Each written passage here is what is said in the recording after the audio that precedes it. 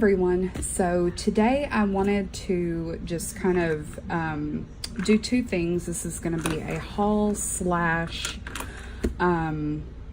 showing what works in this book. So if you don't know, Archer and Olive put out the Black book not too long ago, and I decided to get one because I just love working with black paper. So I wanted to kind of show y'all through what it is, all that good stuff, and then show you a set of pens that will work with this. I've already done my pen test in the back, so we'll just go through each one by one. I'll give some close-ups, everything like that. So the Black book is very much like their regular notebooks. This is the A5 size. It's got this beautiful moon silver foil on the front. It's got that really nice cloth cover.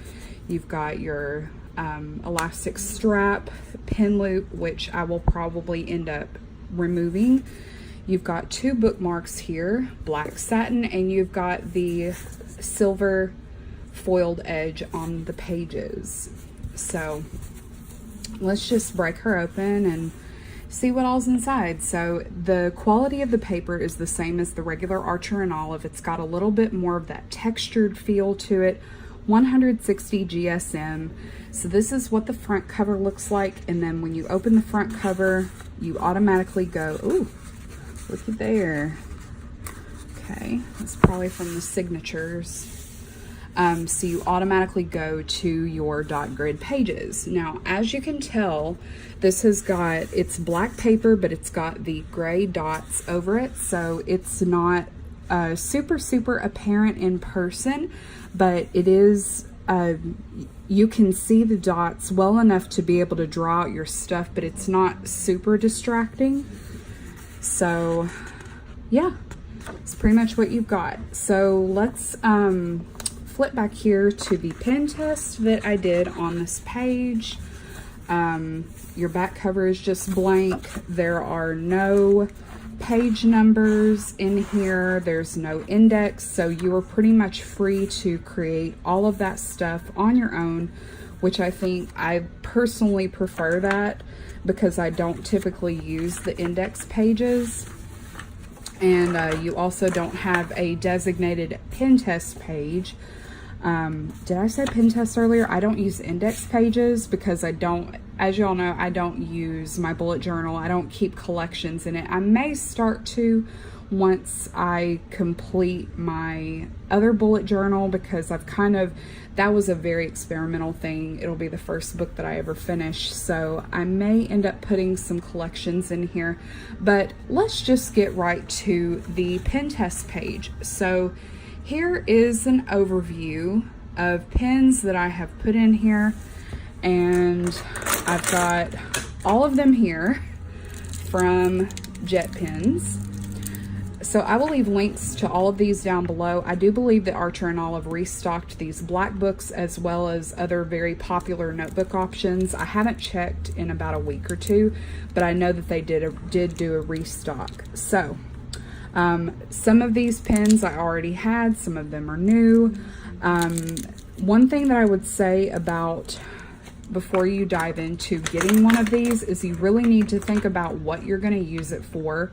I may use this for my new planner. I'm not entirely sure. I've got another notebook that has white paper in it that I do plan on using for my bullet journaling, but I've got this one too. So this might be kind of a cool thing to do, because if I do my journal the way that I've done it, it'll last me, I think I started my other bullet journal in the beginning of February, so it should last me a couple of months. So if I end up not liking it, I can always just use it, finish it, and I'll be done with it in a few months.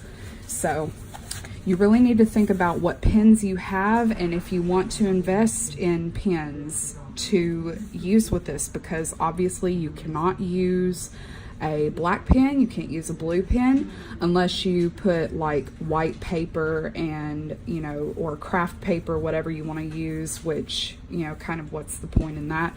I may do some fun decorating like that, but I generally bought this just because I love black paper. It reminds me of being in elementary school when we got those fun little notebooks and then had the jelly rolls. Thank goodness we have evolved past the jelly rolls, because the white ones, the white jelly rolls, I do not like whatsoever.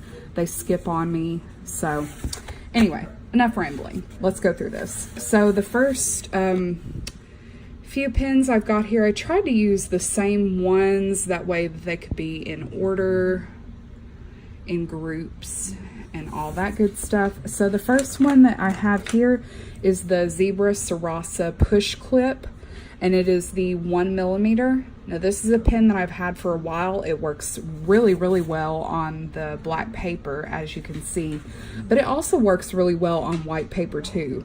So very nice, thick lines, you can see it very well, all that good stuff. The next one that I've got here is the Pilot Juice Up number 4, and it is in white. This is a brand new one from Jet Pens. When I say brand new, it's brand new to me.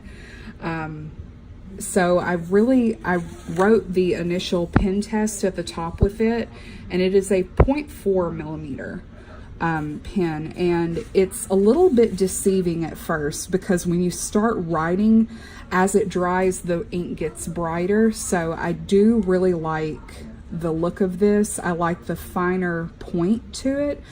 So this one will definitely be a pen that I will probably use very frequently in this notebook. Another one that has been a favorite of mine that I got 2 more of is the Uniball Signo UM151 in the 0.7 point. These are white pens.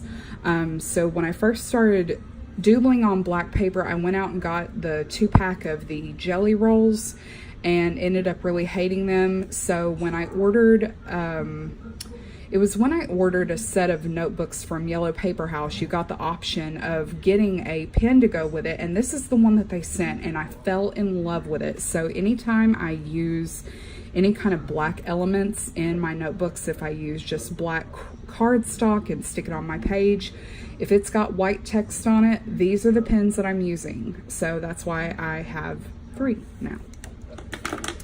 And like I said, very, very bright. You can see it, there's not very much skippage. You might have an instant where you've got that little bit of a line there, but that doesn't bother me. It may bother other people, but it definitely doesn't bother me. It gives me the color payoff that I really need.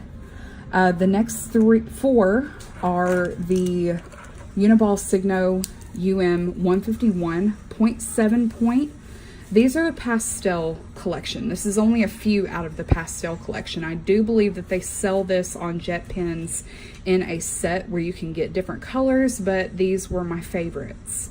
So we've got the pastel violet right here, beautiful purple. Then we've got pastel pink,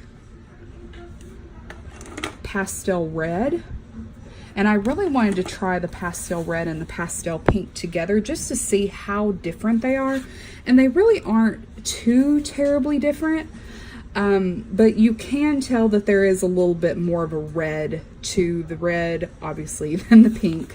So there is a little bit of a difference there, but if you just wanted to get one, I think you could probably be fine with that.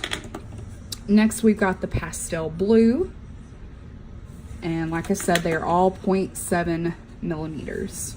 Very good color payoff with those. They work just the same as the white pen. Really, really enjoy these.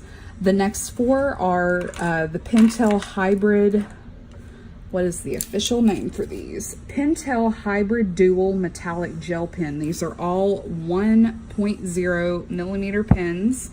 This one right here I have had for a while.